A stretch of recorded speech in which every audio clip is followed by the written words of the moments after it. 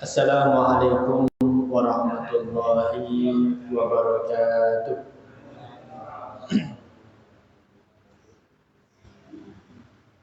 Alhamdulillah, alhamdulillahi rabbil alamin. Wa bihi nasta'inu ala umuri dunya waddin. Wassalatu wassalamu ala asyrafil anbiya'i wal mursalin wa ala alihi wa ashabihi wa man tabi'ahum bi ihsanin ila yaumiddin. Asyhadu an la ilaha illallah wahdahu la syarika lah wa asyhadu anna Muhammadan abduhu wa rasuluhu la nabiyya wa la rasula ba'da. Bapak-bapak, ibu-ibu, hadirin sekalian jamaah salat maghrib yang dimuliakan oleh Allah Subhanahu wa taala. Marilah kita senantiasa berusaha untuk bersyukur kepada Allah Subhanahu wa taala, di mana Allah masih memberikan kepada kita semua hingga saat ini berbagai macam kenikmatan, berbagai macam karunia, sehingga kita bisa hadir di majelis ilmu ini, ya, yang mudah-mudahan hadirnya kita ini menjadikan kita senantiasa istiqomah, ya, meniti jalan Rasulullah SAW dengan senantiasa menuntut ilmu, bertolabul ilmi, ya, mencari bekal untuk menjalani kehidupan ini. Salawat beserta salam mudah-mudahan senantiasa tercurah kepada baginda Muhammad SAW beserta keluarga beliau, sahabat, tabi'in, tabi'ut tabi'in, dan orang-orang yang senantiasa meniti jalan beliau hingga yaumul qiyamah. Bapak Ibu jamaah salat maghrib yang dimuliakan oleh Allah Subhanahu wa taala, alhamdulillah kita bisa bermajelis kembali setelah 2 bulan lagi kita tidak menjalankan rutinitas kajian, ya, pada maghrib, ya, karena Ramadan dan Syawal gitu. Ya, mudah-mudahan kita berdoa kepada Allah, ya, amal yang sudah kita kerjakan kemarin di bulan Ramadan pun juga di bulan Syawal diterima oleh Allah Subhanahu wa taala, menjadi amalan, ya, dan menjadi timbangan pemberat amal kebaikan kita di hadapan Allah Subhanahu wa taala. Amin ya rabbal alamin. Bapak Ibu, kita akan lanjutkan kembali kajian hadis arba'in kita, ya. Di pertemuan terakhir kita membahas hadis yang ke-13. Sekarang kita masuk ke hadis yang ke-14. Hadis ini ya akan menjelaskan tentang betapa berharganya nyawa seorang muslim. Saya bacakan terlebih dahulu hadisnya, ya. An Ibni Mas'udin radhiyallahu anhu qala Rasulullah sallallahu alaihi wasallam. Ya. Dari Ibnu Mas'ud radhiyallahu anhu, beliau berkata, Rasulullah sallallahu alaihi wasallam bersabda, la yahillu damu mri'in muslimin illa bi ihda thalathin. Ya. Tidak halal, ya, darah seorang muslim kecuali disebabkan 3 hal. Ya. Yang pertama as-sayyibuz zani. Yang pertama adalah orang yang sudah menikah dan sudah melakukan hubungan badan, ya, kemudian dia berzina. Yang kedua an-nafsu bin nafsi, ya, artinya membunuh seseorang yang tidak boleh atau haram untuk ditumpahkan darahnya. Kemudian yang ketiga wattariqu lidinihi al-mufariqu lil jamaah, Artinya orang yang meninggalkan agamanya, orang yang menjual agamanya, atau orang yang keluar dari agama Islam. Bapak Ibu jamaah yang dimuliakan oleh Allah Subhanahu wa taala. Hadis ini diriwayatkan oleh seorang sahabat mulia bernama Ibnu Mas'ud. Kita tahu salah satu kemuliaan yang Allah berikan kepada sahabat Ibnu Mas'ud itu adalah kata Nabi la rijlu Abdullah bin Mas'ud asqalu min Uhud. Kata Nabi, betisnya Ibnu Mas'ud itu seandainya ditimbang dengan gunung Uhud itu lebih berat betisnya Ibnu Mas'ud. Meskipun pada kenyataannya sebetulnya betisnya Ibnu Mas'ud itu kecil, tapi karena amal solehnya menjadikan beliau mendapatkan kemuliaan dari Rasulullah SAW. Nah, beliau mengatakan la yahilu damu mar'in muslim, bahwa darah seorang muslim itu tidak halal. Pensarah kitab hadis arba'in diantaranya Al-Utsaimin, beliau mengatakan maksud dari tidak halal di sini adalah la yahillu qatluhu, tidak boleh dibunuh, tidak boleh ditumpahkan. Artinya darah seorang muslim itu hukumnya haram. Haram untuk ditumpahkan. Dalam satu hadis yang lain Rasulullah SAW pernah bersabda, inna dima'akum wa amwalakum wa a'radukum alaikum haramun. Sesungguhnya darah-darah kalian, harta kalian, dan kehormatan kalian itu hukumnya haram. Maksudnya haram pripun? Kalau darah tidak boleh ditumpahkan, kalau kehormatan tidak boleh dinodai, kalau harta benda tidak boleh diambil secara zalim. Jadi Bapak Ibu sekalian, hadis ini itu berbicara dengan perkara yang sangat penting. Berbicara tentang darahnya manusia. Maka Bapak Ibu sekalian, para ulama menjelaskan bahwa menumpahkan darah seorang muslim itu termasuk dari dosa yang paling besar. Termasuk daripada dosa yang paling besar. Bahkan Allah Subhanahu wa taala berfirman di dalam surat An-Nisa, wa may yaqtul mu'mina muta'ammidan fajaza'uhu jahannam khalidan fiha. Jadi kata Allah Subhanahu wa taala berfirman, barang siapa yang membunuh seorang mukmin muta'ammidan, dengan sengaja, apa kata Allah? Fajaza'uhu jahannam khalidan fiha. Maka balasannya, ganjarannya adalah jahannam. Masuk ke dalam neraka jahannam khalidina fiha, kata Allah. Kekal di dalam.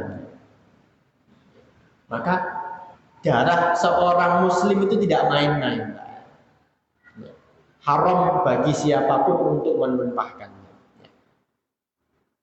Nah, kata Nabi, dalam sabda Nabi disebutkan tadi, darah seorang muslim itu dalam 3 hal itu bisa berubah menjadi halal. Artinya ditumpahkan menjadi boleh. Tentunya berarti 3 perkara ini adalah 3 perkara yang sangat diharamkan di dalam syariat kita. Apa itu? Yang pertama kata Nabi, at-tayyibuz zani. Orang yang thayyib itu artinya orang yang sudah menikah secara sah dan sudah pernah melakukan hubungan badan dengan istrinya, kemudian dia berzina. Maka hukumannya adalah ditumpahkan darahnya. Yang kedua kata Nabi, an-nafsu bin nafsi, yaitu membunuh nyawa seorang muslim, membunuh nyawa seseorang yang diharamkan untuk ditumpahkan. Kemudian yang ketiga kata Nabi, orang yang keluar dari agama Islam atau murtad, ya. Maka di antara hukumannya adalah dia akan dikenai hukuman mati. Bapak Ibu sekalian yang dimuliakan oleh Allah Subhanahu wa taala. Ya. Berbicara tentang ini kita harus tahu terlebih dahulu, ya, ada darah yang tidak boleh ditumpahkan. Yang tidak boleh ditumpahkan itu sejatinya bukan hanya darahnya seorang muslim, tapi darahnya orang kafir itu juga tidak boleh. Ya. Nah, orang kafir yang mana? Karena orang kafir itu macam-macam. Kata para ulama, ya setidaknya ada 4 macam orang kafir itu. Yang pertama adalah kafir dhimmi. Kafir dhimmi itu adalah seorang kafir, seorang non-muslim yang hidup di negara Islam, dia patuh dengan aturan-aturan Islam, ya, dan dia mau membayar pajak, bayar jizyah. Nah, ini kafir dhimmi. Yang kedua, kafir mu'ahad. Kafir mu'ahad itu apa? Orang kafir yang berasal dari negara yang punya kesepakatan, ya, punya perjanjian damai dengan negara Islam. Maka keselamatannya pun juga dijamin oleh negara Islam. Kemudian yang ketiga ada kafir mustakman. Apa bedanya? Kalau kafir mustakman itu orang kafir yang berasal dari negara perang, tetapi dia dijamin oleh negara keselamatannya. Itu pun juga, ya, termasuk dari kafir yang disebut dengan mustakman. Nah, yang keempat, yang terakhir adalah kafir harbi, orang kafir yang memerangi orang muslim. Nah, mana di antara orang kafir ini yang tidak boleh kita tumpahkan darahnya? Yaitu selain dari kafir harbi. Orang kafir dhimmi, orang kafir mu'amman, mustakman itu tidak boleh kita tumpahkan darahnya. Karena ada terikat dengan perjanjian dengan kaum muslim. Kalau orang kafir harbi boleh ditumpahkan darahnya. Jadi jangan dipahami bahwa yang tidak boleh ditumpahkan hanyalah seorang muslim. Ya. Karena ada, Pak, ya, satu kelompok yang memahami kalau dia orang kafir boleh dibunuh. Nah, ini pemahaman yang tidak berdasar, pemahaman yang tidak didasarkan dengan ilmunya yang diajarkan oleh para ulama. Jadi tidak boleh semena-mena. Urusan nyawa itu adalah urusan yang sangat penting, yang sangat dihormati di dalam syariat kita. Maka Bapak Ibu sekalian, para ulama juga menjelaskan menumpahkan darah orang kafir yang dhimmi, yang mu'ammad, mustakman, mu'ahad itu juga termasuk dosa besar. Layaknya membunuh seorang muslim. Ya. Bahkan Nabi pernah bersabda, man qatala mu'ahhadan, ya, falam yara raihatal jannah.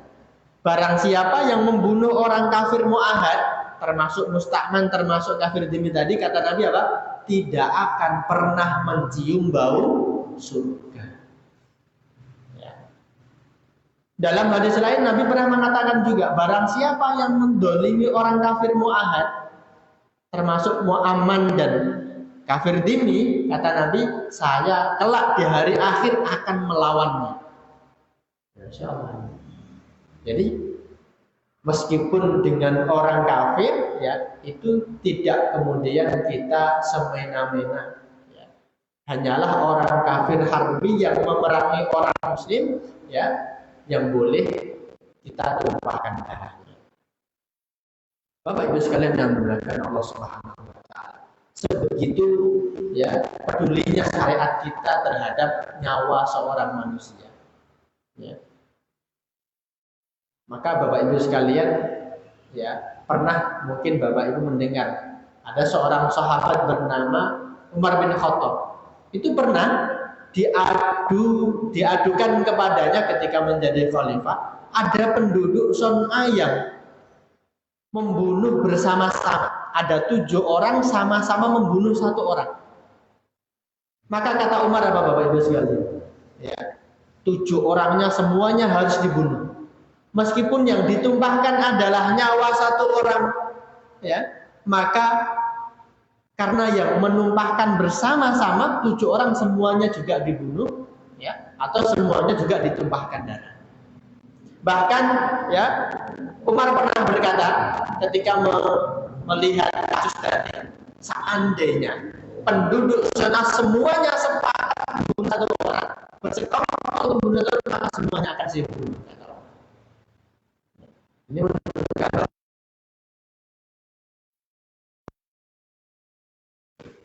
jangan pernah bermain dengan darah, ya, seorang kafir pun, apalagi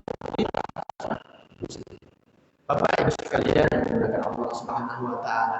Kalau kita lihat realita hari ini, Pak, Masya Allah, begitu banyak berita, ya, begitu mudahnya orang membunuh nyawa seorang muslim, ya, hanya karena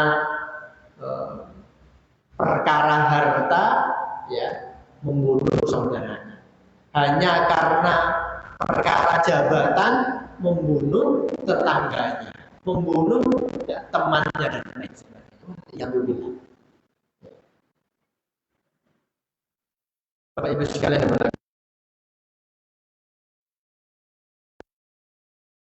dalam kondisi fitnah itu, kata para ulama, nyawa itu seolah murah sekali. Ya. Maka kita ini seolah-olah sudah berada di zaman yang penuh dengan fitnah, di mana nyawa itu seperti sudah tidak ada artinya. Ya, membunuh orang itu bukan hal yang asing lagi. Maka Bapak Ibu sekalian, kita bentengi diri kita dari hal-hal yang semacam ini. Ya. Kita berlindung kepada Allah Subhanahu wa taala, ya, semoga Allah menjauhkan kita dari perbuatan yang kecil. Bapak Ibu sekalian dimuliakan Allah Subhanahu wa taala. Nah, kemudian kita bahas satu persatu dari 3 hal yang menyebabkan darah seorang muslim itu menjadi halal. Yang pertama kata Nabi apa tadi? At-tayyibuz zani, seorang yang sudah menikah dan pernah melakukan hubungan badan, ya, secara sah, kemudian dia berzina. Hukumannya apa, Pak? Rajam. Ya. Ini kalau kita lihat, orang yang berzina itu kan tidak selalunya orang yang sudah pernah menikah. Ada juga seorang yang berzina, dia belum pernah menikah sama sekali, ya, masih perawan, masih joko, ya. Nah, gimana hukumannya? Apakah juga sama dirajam? Tidak, ya. Kalau jadi orang pezina itu ada 3 macam, Pak. Ada pezina yang dia belum pernah menikah sama sekali, ada pezina yang dia sudah pernah menikah tetapi belum pernah melakukan hubungan badan. Dan yang ketiga, orang yang sudah pernah menikah dan sudah pernah melakukan hubungan badan. Ya. Nah, ini hukumnya masing-masing. Yang sudah pernah menikah tapi belum pernah melakukan hubungan badan, atau yang belum pernah nikah sama sekali, itu hukumannya dicambuk sebanyak berapa, Pak? 100 kali. Sebagaimana dalam firman Allah, az-zani waz-zaniyatu fajlidu kulla wahidin mi'ata jaldah. Ya. Jadi seorang pezina yang masih joko, ya, yang masih perawan, itu hukumannya adalah dicambuk sebanyak 100 kali. Tapi kalau sudah pernah menikah dan pernah berhubungan badan, itu dirajam. Dirajam itu diapa gitu? Dilempari batu sampai meninggal, sampai mati. Ya. Batunya pun tidak boleh batu yang terlalu kecil, tidak boleh yang terlalu besar. Kalau terlalu besar cepat matinya. Ya. Wah, kok sadis menol. Ya. Kok syariat Islam niku kok kesannya kejam sekali. Niku menurut jenengan kira-kira kejam bener? Mboten nggih. Lah kok mboten niku pripun? Jawabannya nek misalnya ditangkleti kalih tiang ya, tiang non muslim misalnya. Kok syariat Islam itu kejam banget ya. Masa orang zina saja ya dirajam. Nah, para ulama itu sudah memberikan jawaban Bapak Ibu sekalian. Jadi sebetulnya tidak kejam. Kok bisa? Alasannya apa? Ya, yang pertama, alasannya adalah orang yang berzina itu merasakan kenikmatan di seluruh tubuhnya. Ya. Orang yang berhubungan badan itu merasakan kenikmatan di seluruh tubuhnya. Makanya tidak ada hukuman ya yang rasa pedihnya, rasa perihnya sekujur tubuh melainkan hukuman rajam. Ya. Jadi ini sudah hukuman yang setimpal. Ya. Ini alasan pertama. Mungkin ada yang membantah. Lah itu kalau enggak orang yang belum menikah enggak sampai dirajam. Kan sama-sama merasakan kenikmatan sebagaimana orang yang sudah menikah. Ya, kenapa kok dibedakan hukumannya? Nah, jawaban berikutnya karena di dalam syariat sudah dihalalkan dengan cara menikah. Ya. Nah, sudah punya yang halal, kenapa cari yang haram? Dan itu Pak. Ya. Syariat sudah memberikan alternatif, sudah diberikan jalan yang halal. Kenapa milih jalan yang haram? Nah, itu deh. Jenenge itu kan pun kebangetan ngoten. Selain itu, alasan yang berikutnya adalah syariat Islam ini sudah memberikan peringatan dari perbuatan zina itu sejak dini. Ya. Ketika Allah mengharamkan perbuatan zina itu bahasanya Allah gimana Pak? Wala taqrabu zina. Jangan dekati zina. Jangan dekati zina. Ketika Allah mengharamkan pembunuhan itu apa? Wala taqtulu anfusakum. Jangan membunuh. Langsung jelas larangannya. Ya. Ketika Allah mengharamkan khamr, mengharamkan perjudian, larangannya jelas. Diharamkan kepada kalian perjudian, ya. Kemudian meminum minuman khamr. Ya. Tapi ketika melarang zina, itu pelan-pelan Pak, jangan dekati zina. Nah, itu jadi syariat ini sudah memberikan peringatan sejak dini. Nah, kalau sampai berbuat zina itu sudah kebangetan. Ini alasan berikutnya. Alasan yang selanjutnya, banyak alasannya. Jadi hukuman rajam itu sebetulnya sudah sangat pantas. Ya, bukan kemudian kejam. Jangan dilihat seolah-olah dohirnya kejam memang, tetapi kalau kita pahami betul syariat ini, kita tidak akan mengatakan itu hukuman yang kejam. Alasan berikutnya apa Bapak Ibu sekalian? Alasan berikutnya adalah bahwa ternyata meskipun ada hukuman rajam, pelaksanaannya itu sangat ketat sekali. Ya. Melaksanakan hukuman rajam itu sangat ketat di dalam syariat Islam. Orang berzina itu kan kemungkinan cuma dua, Pak. Antara dia ketahuan, ada saksi yang melihatnya, atau dia mengaku diri sendiri, mengakuinya dengan sendirinya. Nah, kalau ketahuan itu kan butuh saksi, Pak. Saksinya berapa, Pak? 4, ya. Yang biasanya saksi dalam pertikaian itu umumnya cuma 2. Dalam masalah ini, ya, syariat memberikan saksinya harus 4. Tidak hanya cukup saksi 4 saja. Setiap orangnya harus betul-betul melihat perbuatan zina itu. Layaknya hanya melihat berduaan itu nanti saksinya tidak diterima. Kalau hanya melihat sama-sama masuk ke dalam kamar misalnya, itu tidak dianggap sebagai saksi yang sah.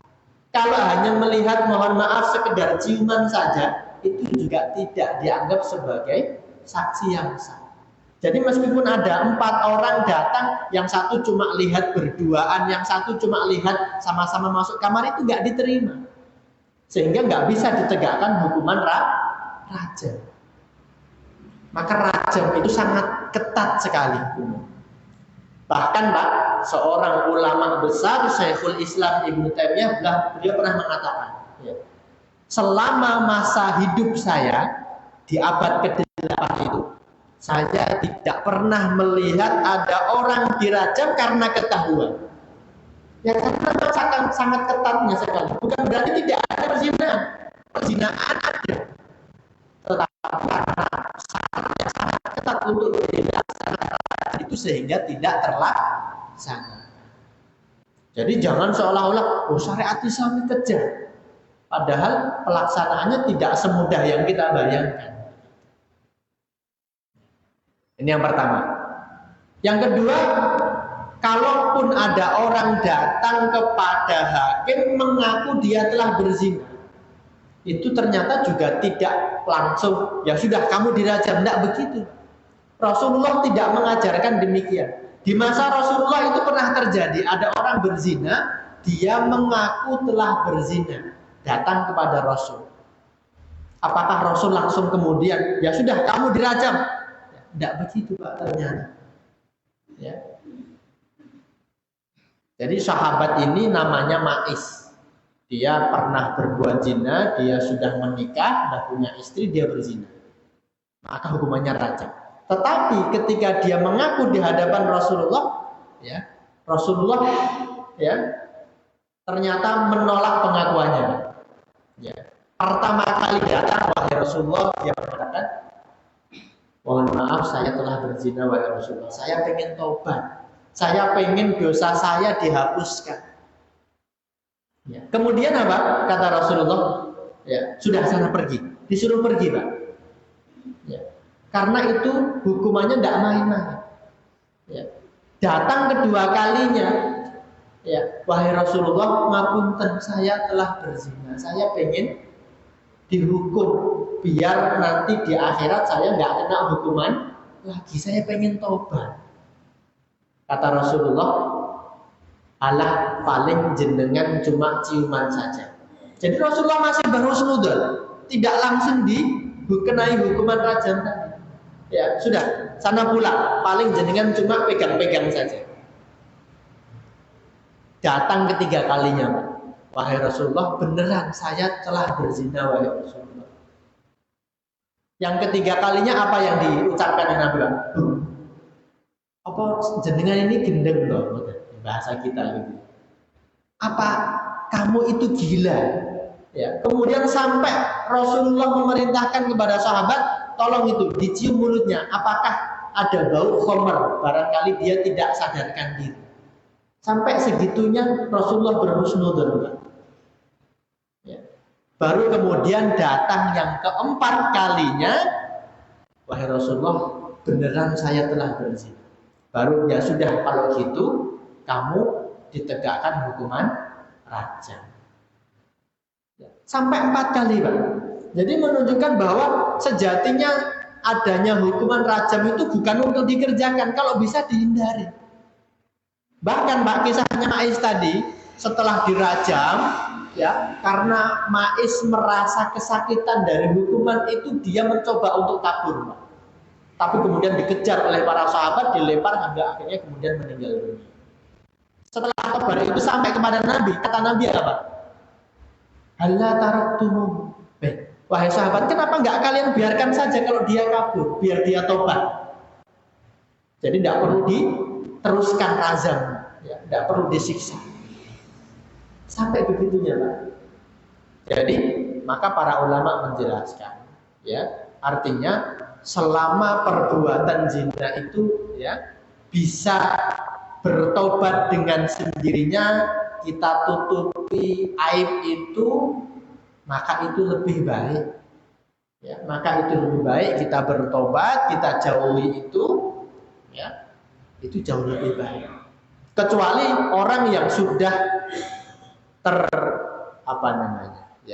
sudah tertekan dengan hawa nafsunya, sudah nggak mungkin sama sekali bisa keluar dari dosa itu, maka mungkin rajam itu adalah, ya, yang terbaik baginya.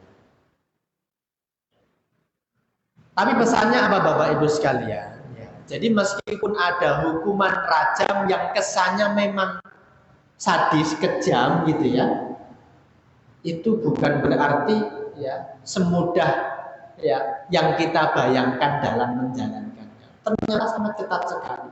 Bahkan kata Ibnu Taimiyah dari apa? Sampai tidak pernah saya jumpai ada orang dirajam karena ketahuan. Itu karena saking ketat. Jadi Bapak sekalian dimuliakan Allah Subhanahu wa taala. Nek ditangkel titiang ya sing biasanya ya orang-orang non muslim ini pengen ya menguji ya orang muslim ya. Ini loh, nek syariatmu tenan nopo adil ya, tenan syariat yang benar, kok ada hukuman yang sangat kejam sekali. Kita punya jawaban. Nah, itu penting. Ya. Jadi Bapak Ibu sekalian dimuliakan Allah Subhanahu wa taala, ya. Jadi hukuman yang telah ditetapkan oleh syariat itu adalah hukuman yang sudah paling tepat. Ya, hukuman yang sudah paling bermaslahat. Ya, jadi harus kita yakini betul bahwa syariat kita ini semuanya adalah adil. Syariat kita ini semuanya memberikan kemaslahatan. Ya. Kemudian ada juga yang dibahas oleh para ulama, bagaimana kalau yang terjadi adalah homoseksual, liwat, seperti yang terjadi pada kaumnya Nabi Lut, ya, sodomi, laki-laki dengan laki-laki. Apa yang hukuman yang diberikan? Nah, ini para ulama berbeda pendapat. Ini sudah saking parahnya, ya, sampai ada pendapat ulama hukuman bagi orang yang melakukan homoseksual itu dibakar. Ada yang berpendapat hukumannya adalah dibawa ke tempat yang tinggi, dijatuhkan dari ketinggian itu kemudian dilempari batu. Ada yang mengatakan sama dirajam seperti orang zina. Ini kalau hukuman bagi orang yang homoseksual. Tapi apapun hukumannya, ya itulah hukuman yang sudah setimpal karena itu adalah perbuatan yang sangat kecil, yang sangat tidak ya dibenarkan oleh ya hati nurani manusia. Bapak Ibu sekalian yang dimuliakan Allah Subhanahu wa taala. Itu yang pertama. Yang kedua, yang menjadikan halalnya darah seorang muslim adalah perbuatan pembunuhan. Orang yang membunuh ya, maka di antara balasannya adalah juga dibunuh. Yang biasa kita kenal syariat kita dengan syariat qisas. Ya. Bapak Ibu sekalian dimuliakan Allah Subhanahu wa taala. Jadi orang yang membunuh itu oleh para ulama dijelaskan ada sekitar 3 kondisi. Ya. Ada yang pertama adalah orang yang membunuh karena memang sengaja ingin membunuh. Ya. Memang karena niatnya membunuh kemudian membunuh orang. Ini pertama. Yang kedua, ada orang yang membunuh tetapi sebetulnya tidak ada niatan untuk membunuh. Tapi memang sengaja melukai tapi bukan dalam rangka berniat untuk membunuh. Nah, ini kalau dalam hukum fikih disebut dengan qatlu shibhil amdi. Ya, jadi membunuh seperti sengaja tapi sebetulnya tidak sengaja. Ya, seperti misalnya ya pengennya cuma mukul pakai sapu lidi tapi ya qadarullah ternyata meninggal. Itu berarti qatlu shibhil amdi. Nah, itu membunuh tetapi tidak menyengaja membunuh. Kemudian yang ketiga ini adalah qatlul khata'. Orang yang melakukan sesuatu yang mubah, yang boleh, tapi bukan karena kesengajaan kita ternyata membunuh orang. Misalnya, ya, naik kendaraan tanpa sengaja nabrak orang kemudian meninggal dunia. Nah, ini namanya qatlul khata'. Nah, dari 3 kondisi ini hukumannya beda-beda. Tidak semuanya dikenai hukuman qisas, hukuman mati. Ya. Kalau yang kedua dan ketiga, yang membunuh tapi niatannya tidak, atau yang ketiga orang yang tidak ada niatan sama sekali untuk membunuh, ya, itu hukumannya adalah membayar diyat. Diyat itu ya semacam denda yang nilainya itu sebesar ya nanti ada perbedaan di kalangan para ulama, ya. Ada yang mengatakan 100 unta. 100 unta niku nek dikalkulasi ke rupiah pun pinten juta niku. Napa pinten miliar. Wadah nih. Wadah. Ya, 1 miliar nggih pinten-pinten mboten nggih. Nah, kalau yang pertama, yang membunuh karena memang sengaja ingin membunuh, nah inilah hukumannya nanti ada 4 macam. Atau artinya ada pilihan dari 4 macam ini, nanti yang memilih adalah walinya atau ahli warisnya. Yang pertama nanti dikisos. Dikisos itu berarti sama-sama dibunuh, sama-sama ditumpahkan darahnya. Jika memang semua ahli waris sepakat kami minta si fulan itu juga dibunuh, maka nanti dibunuh. Ini namanya hukuman qisas. Tapi jika ahli warisnya tidak usah dibunuh lah, kasihan, ya, tapi minta diat saja, maka nanti tidak perlu dibunuh, tapi bayar diat. Ya, di antaranya tadi 100 unta. Atau kalau bukan yang kedua, ketiga. Yang ketiga apa? Yang ketiga itu dengan jalan damai. Jadi damai itu nanti ahli warisnya yang menentukan, Pak. Ya sudah, ya, tidak usah dibunuh saja, ya, biar dia bisa bertobat, ya, kemudian, ya, tolong jenengan bayar 10 miliar misalnya. Ya, itu damai berarti. Karena kalau damai itu ya biasanya ada uang damainya. Yang namanya sulh, yang namanya damai itu ada uang damai. Dan bisa jadi lebih daripada diat tadi. Kalau diat 1 miliar tadi ya bisa dia minta 5 miliar. Gitu ya. Atau yang terakhir, yang keempat, ahli warisnya memaafkan. Ya sudah, kami rela, kami memaafkan, biar itu jadi pahala bagi kami semua, ya. Tidak usah dihukum mati, juga tidak usah bayar diat. Ya, dimaafkan sama sekali. Maka kalau begitu ya tidak dikenai hukuman. Ya.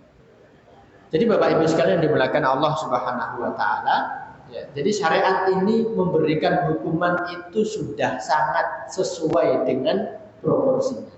Ya. Jadi meskipun ada hukuman qisas itu tidak semua orang yang membunuh itu kena hukuman qisas.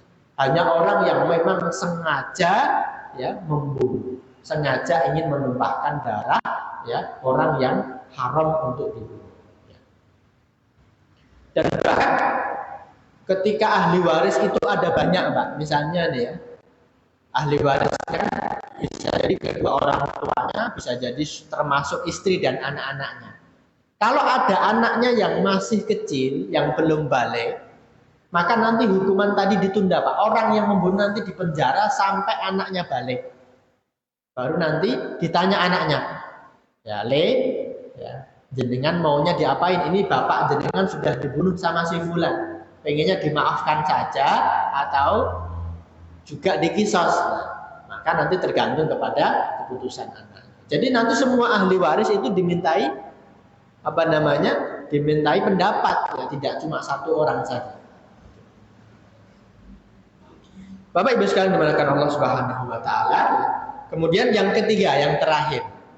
Ya, di antara yang menjadikan sebab seorang muslim menjadi halal darahnya adalah at-tariku lidinihi, orang yang meninggalkan agamanya, orang yang murtad. Ya. Bapak Ibu sekalian dan dimuliakan Allah Subhanahu wa taala, jangan, ya, kita berlindung kepada Allah Subhanahu wa taala agar kita termasuk orang yang istiqomah menjaga keislaman kita. Ya, karena orang yang murtad ini konsekuensinya sangat berat. Yang pertama, orang kalau murtad itu seluruh amalannya akan gugur, hangus semuanya. Selama yang sebanyak apapun amalan yang sudah dia kerjakan selama di dunia itu akan dihapuskan oleh Allah Subhanahu wa taala. Sudah begitu, hartanya akan disita oleh pemerintah. Ya, hartanya akan disita semuanya sampai dia mau kembali kepada ajaran Islam. Kemudian jika benar-benar tidak mau kembali ke ajaran Islam akan hukum mati. Ya. Maka Bapak Ibu sekalian, ya, jadi agama Islam ini adalah karunia yang sangat besar yang Allah berikan kepada kita. Harus kita betul jaga-jaga, ya, jaga betul jangan sampai, ya, kita ya menjual agama kita hanya untuk perkara-perkara yang tidak ada artinya, apalagi hanya sekedar perkara harta. Ya. Nah, kita berdoa kepada Allah Subhanahu Wa Taala semoga Allah tetap menjaga keistiqomahan kita, ya, tetap berada di ajaran Islam, tetap berada di atas agama Islam. Amin ya robbal alamin. Dalam satu hadis disebutkan bahwa Nabi bersabda, "Man baddala dinahu faqtuluh." Barang siapa yang menjual agamanya, maka bunuhlah dia, kata Nabi. Maka hukuman bagi orang yang murtad itu adalah dibunuh. Bapak Ibu sekalian yang dimuliakan oleh Allah Subhanahu Wa Taala, ya, karena ini sudah habis waktunya, sudah masuk waktu Isya. Demikian apa yang dapat kami sampaikan. Ya, mudah-mudahan yang sedikit ini ya memberikan tambahan pengetahuan bagi kita semua, ya, menjadikan kita semakin berhati-hati, jangan sampai kita bermudah-mudah dalam urusan darah, ya, jangan sampai kita menggampangkan urusan nyawa manusia. Kita berlindung kepada Allah, semoga kita dijauhkan dari berbagai keburukan. Demikian, ya, amin ya rabbal alamin. Demikian yang dapat kami sampaikan, kurang lebihnya kami mohon maaf. Wabillahi taufiq wal hidayah. Assalamualaikum warahmatullahi wabarakatuh.